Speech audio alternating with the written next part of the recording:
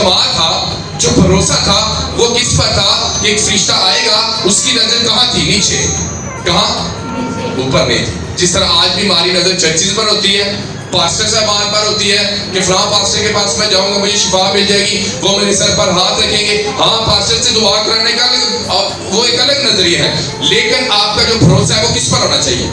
خدا پر, یسوع پر. پاسٹر ایک ذریعہ ہے, لیکن آپ کا مکمل بھروسہ ٹرسٹ کس پر ہونا چاہیے؟ آسمانی خدا پر. جب آپ کا مکمل بھروسہ آسمانی خدا پر ہو جائے گا تو آپ پاسٹر کے پیچھے نہیں دوڑیں گے, آپ لے ہینڈ کے پیچھے نہیں دوڑیں گے, آپ اناؤنٹنگ آئل کے پیچھے نہیں دوڑیں گے, کیونکہ اناؤنٹنگ آئل تب کام کرتا ہے, لے ہینڈ تب کام کرتا ہے جب آپ کا سارا فوکس یسوع پر ہوتا ہے.